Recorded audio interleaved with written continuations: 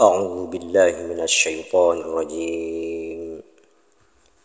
بسم الله الرحمن الرحيم. سبح لله ما في السماوات والأرض وهو العزيز الحكيم. له ملك السماوات والأرض يحيي ويميت وهو على كل شيء قدير. هو الأول والآخر والظاهر والباطن وهو بكل شيء عليم. Semua yang berada di langit, yang berada di bumi bertasbih kepada Allah, menyatakan kebesaran Allah, dan dialah yang maha perkasa lagi maha bijaksana. Kepunyaannya lah kerajaan langit dan bumi. Dia menghidupkan dan mematikan, dan dia maha kuasa atas segala sesuatu. Dialah yang maha awal dan yang akhir, yang zahir dan yang batin, dan dia maha mengetahui segala sesuatu. Al-Hadid ayat 1-3. Shadaqallahul azim. Assalamualaikum warahmatullahi wabarakatuh. Alhamdulillahirabbil alamin wa bihi nasta'inu ala umurid dunya waddin. Assalatu wassalamu ala asyrafil anbiya'i wal mursalin wa ala alihi wa sahbihi ajma'in. Amma ba'd. Rabbi syrah li sadri wa yassir li amri wahlul 'uqdatam min lisani yafqahu qawli. Asyhadu an la ilaha illallah wa asyhadu anna Muhammadar Rasulullah. Allahumma shalli ala sayyidina Muhammad wa ala ali sayyidina Muhammad.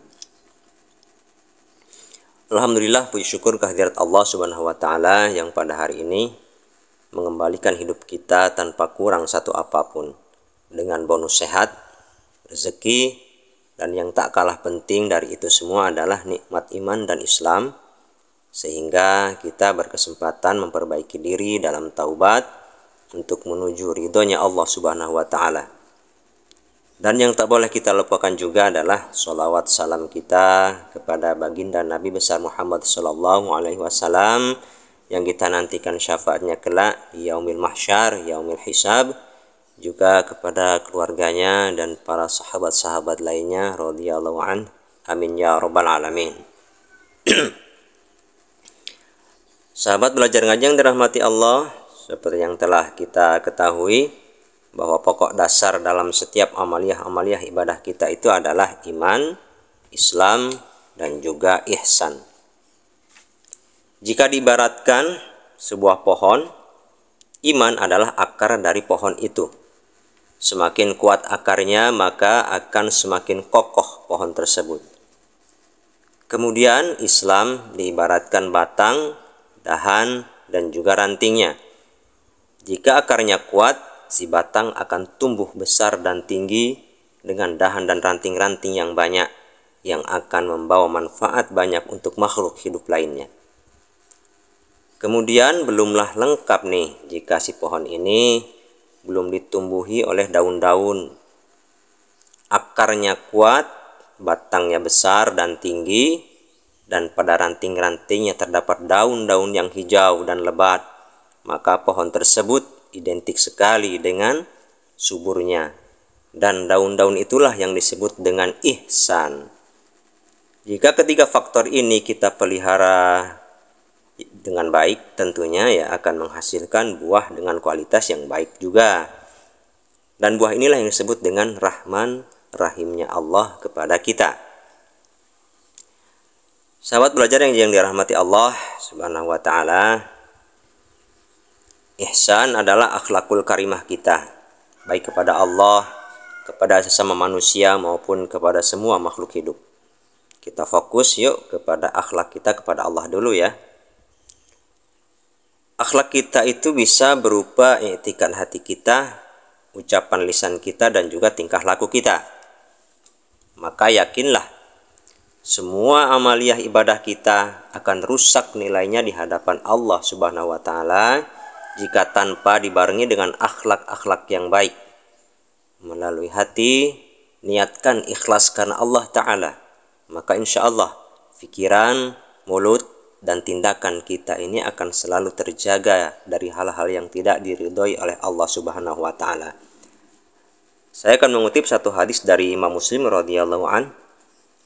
Innallaha la yanzuru ila suwarikum wa amwalikum walakin yanzuru ila qulubikum wa a'malikum. Sesungguhnya Allah tidak melihat pada bentuk rupa dan harta kalian, akan tetapi Allah hanyalah melihat pada hati dan juga amalan kalian. Sahabat yang dirahmati Allah, kita masuk kepada tema pokok ya. Simak sampai habis agar tidak gagal faham atau salah persepsi. Selama ini kita sudah sangat akrab dengan kata-kata bahwa Allah itu gaib, dengan alasan bahwa Allah itu tidak terlihat oleh mata zahir kita.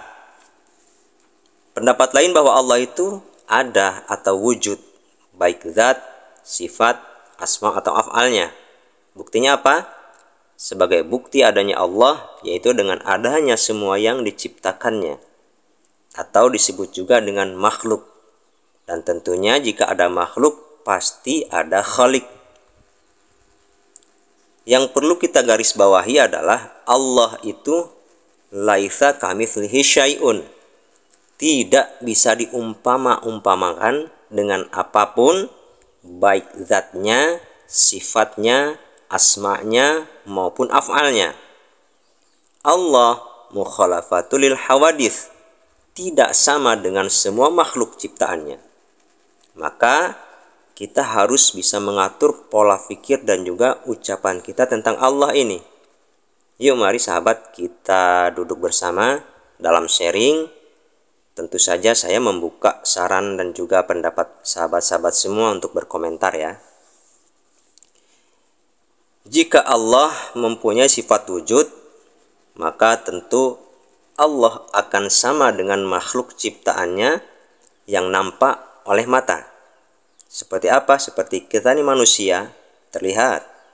Tumbuh-tumbuhan dan lain-lain terlihat juga wujudnya. Kemudian, jika Allah itu gaib, maka apa bedanya dengan makhluknya juga? Contohnya, angin. Kita cuma bisa merasakan tiupannya saja tanpa kita tahu wujud angin itu seperti apa. Dan masih banyak yang lainnya lagi makhluk-makhluk Allah seperti malaikat yang gaib, yang tentunya tak kasat mata oleh kita. Maka bagaimana cara mengakhlakkan bahasa kita nih kepada Allah agar tidak melenceng dari norma-norma tauhid tentang makna dari wujud atau gaibnya Allah ini? Maka kita rubah bahasa kita yang selama ini kita pergunakan ya. Tentu ditancapkannya dalam hati juga. Seperti apa bahasanya? Seperti ini. Allah huwal zahiru wa huwal batin. Allah dialah yang lebih maha nyata dari yang nyata, atau lebih wujud dari yang wujud. Kemudian tentang gaibnya, dan Allah dialah yang lebih maha gaib dari yang gaib.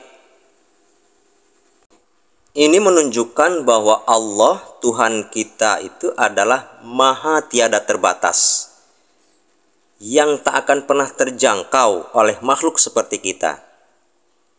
Jika kita ini wujud terlihat oleh mata kasat, maka Allah lebih wujud lagi dari yang wujud. Dan jika ada makhluk yang gaib, maka Allah itu lebih maha gaib dari yang gaib. Allah tiada terbatas, kita makhluk serba terbatas.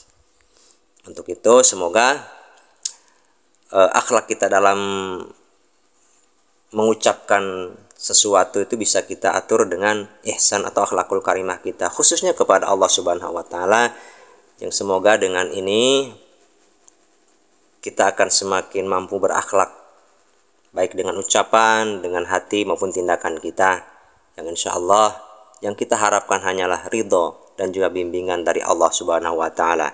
Amin ya rabbal alamin. Wallahu a'lam bishawab. Demikian sahabat belajar ngaji yang dirahmati Allah.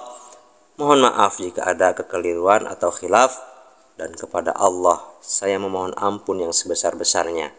Astaghfirullahaladzim. Saya tutup. Wassalamualaikum warahmatullahi wabarakatuh.